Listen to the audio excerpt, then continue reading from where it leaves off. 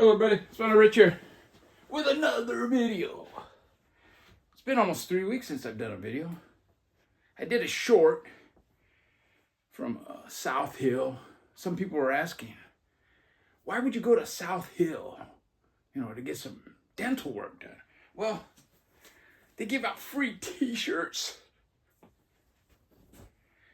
Anyways, I'm going to do a response. I haven't done a video because I don't know, just haven't had any ideas or haven't been in, just haven't been feeling it. I've been busy. But Rob Walker did one, and I thought I'll do a response to that.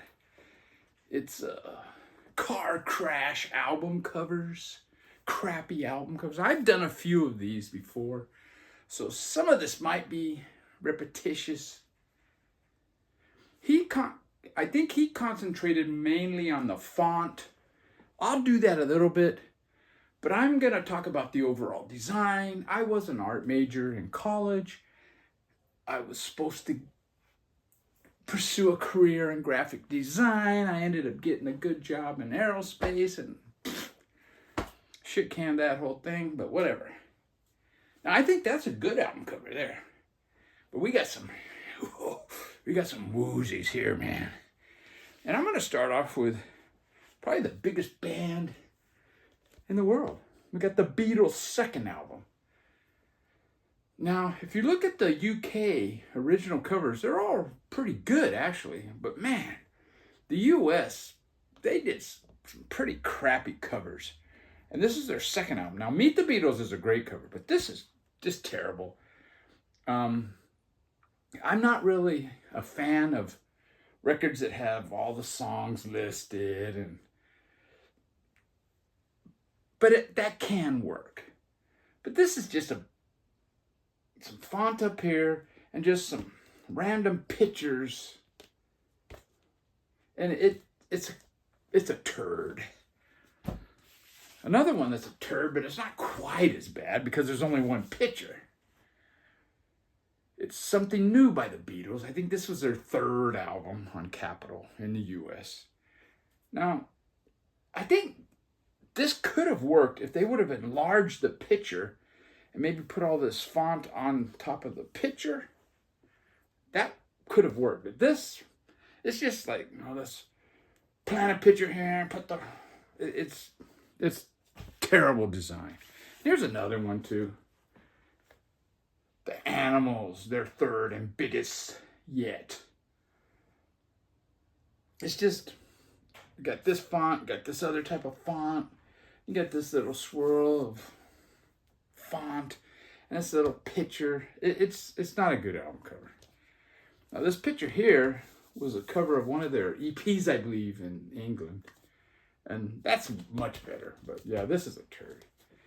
Now I know some people are thinking, well, we grew up with those albums and that was just, a sign of the times. And no, that's not true. We got After School Session with Chuck Berry. This is a great album cover.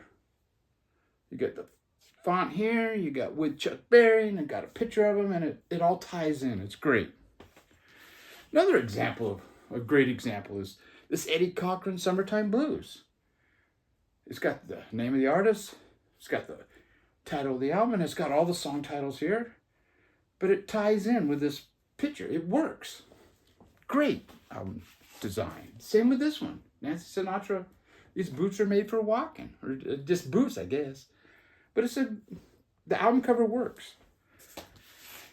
Another example of, you got all the song titles, but it worked. They did a really good job of this.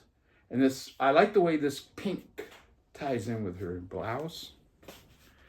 And then one more I'm going to show back from the 60s that I think it works, It's Joe and Eddie walking down the line. You got this picture and you got the font on top of the picture. It works much better. Now let's show some crappy ones because of the font. And I'm going to start it off with this is the first one that came to my mind when he was talking. Is this magazine, The Correct Use of Soap.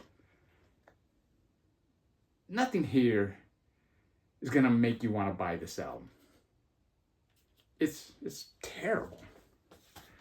Another one that's terrible is this Wimps. it's a good album, but man, that is a crappy cover. Another crappy cover, in large part because of the font. You got this font, and this font's all the same. You got this War on 45 is a different type font. And then the DOA is a third type of font. And it's just all patched together, and it's a turd. And finally, font-based covers is this one. Now, people say, man, Big Star should have been big. Well, maybe they should have made better album covers, you know? That's not good, dude. Nobody's going to rush out and buy this because of this cover. And we got this one here. We got Savage Republic, their live album. Now, the font's not so bad per se, but it's just pasted on this white background, and this blurry picture's pasted on the white background. It doesn't gel. It just doesn't. Sour Sob. This is a terrible album cover. And it's not only because of the font. The font down here, Sour Sob, you can't read it. It's not very good. But just the whole cover it's not good. And it's unfortunate. This is an all-female punk, what do they call it? British female punk minimalism. Man, I got tongue-tied there. And it's unfortunate because this is a great album. It was a great band, and no one's going to rush out to buy this album. Wow, look at that cover. It pops. Schizos. Terrible album cover. The font's fine, but it's surrounded by all these elementary school drawings, you know? Now we got some for our friend Ben Rankins, although I don't know if Ben Rankins actually watches my videos. But anyways, we got this record here, Krent. Now, they may be a European band. This is a terrible album cover, man. The font is actually pretty cool. But then you got this blurry close-up of a duck, a water faucet. I mean, whoever thought this was a good album cover. But it's on Waterfront Records, a great label, and it's pretty bad when the label looks better than the album cover. And sticking on with the Australian theme, God, For Lovers Only. It's these four guys sitting around a table with a pig's head on it. It's not a good album cover. And continuing with the Ben Rankins theme, we got this Van Morrison Moondance. It's just a bunch of random pictures here, another one here, that way. And if it would have just been one picture, like the back, it would have worked. But this is just, looks like haphazard. It's not good design.